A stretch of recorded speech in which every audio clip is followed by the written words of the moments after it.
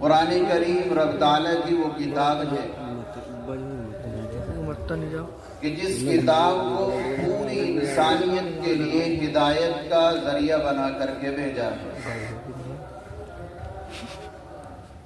یہ صرف مسلمانوں ہی کے لیے نہیں، کلمہ گو انسانوں کے لیے نہیں، بلکہ اس روئے زمین کے اوپر جتنے لوگ آئے ہیں ان سب کے لیے اللہ تعالیٰ نے اس کو ہدایت کا پیغام بنا کر کے بھیجا ہے۔ جس کا دل چاہے وہ پائے روشنی، ہم نے دل جلا کر سر عام رکھ دیا ہے۔ اب یہ کتاب ہمارے سامنے ہے، جو اس کتاب کے آغوش میں آ جاتا ہے، جو اس کتاب کو قبول کر لیتا ہے، جس کا تعلق اس کتاب سے جڑ جاتا ہے، جس کی نسبت اس قرآن کریم سے جڑ جاتی ہے، تو پھر کائنات کے اندر اللہ تعالیٰ اس کو عزت و شہرت، قابلیت و قبولیت اور صلاحیت کے اعلیٰ درجے پر ان کو پہنچا دیتے ہیں، صرف قرآن کریم کی برکت سے۔ یہ وہ قرآن ہے جس کے بارے میں رب تعالیٰ نے قرآن کریم کے اندر ارشاد فرمایا ہے کہ جب میں نے اس کتاب کو اتارنے کا فیصلہ کیا اور اس کتاب کو روئے زمین کے اوپر اتارنے کا ہم نے عزم کیا، تو ہم نے سب سے پہلے اس کتاب کو آسمانوں کے اوپر پیش کر دیا۔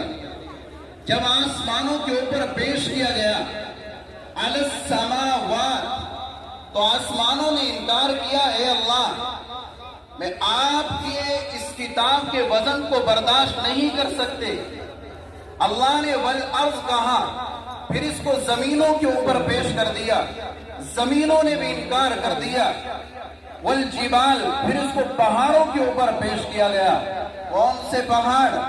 وہ پہاڑ کہ جب اس زمین کو فرش بنایا گیا قرآن پڑھنے والوں کے لیے، ایمان لانے والوں کے لیے، اللہ کی توحید کا اقرار کرنے والوں کے لیے، رسالت مآب صلی اللہ علیہ وسلم کی رسالت کا اقرار کرنے والوں کے لیے، تو اس وقت جب اس زمین کو پیدا کیا گیا تو یہ زمین ہل رہی تھی۔ اللہ تعالیٰ نے میغ کی شکل میں پہاڑوں کو زمین کے اوپر رکھا تو زمین کا ہلنا بند ہو گیا۔ اس زمین کے اوپر، ان پہاڑوں کے اوپر جن کو اتنا مضبوط بنایا گیا، جب اللہ نے قرآن کو اتارا تو ان پہاڑوں نے بھی جگہ دے دیا۔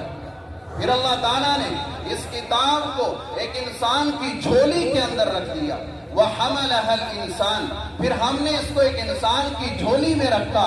کون سا انسان؟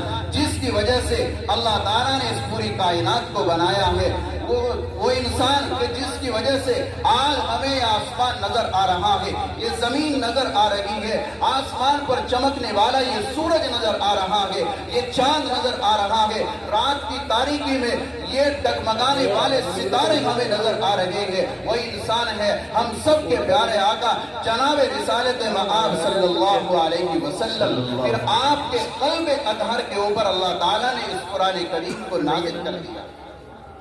میرے بھائیوں، آج مجھے فخر ہے کہ آج آپ کے اس مدرسے میں 2 بچے وہ ہیں کہ جن بچوں نے کل صبح 11 بجے سے لے کر اور رات کے 11 بجے تک ایک بیٹھک میں ایک مرتبہ بیٹھنے کے بعد اس پورے قرآن کو الف لام میم کے الف سے لے کر اور والناس کے سین تک ایک بیٹھک میں بیٹھ کر کے پورے قرآن کو سنایا۔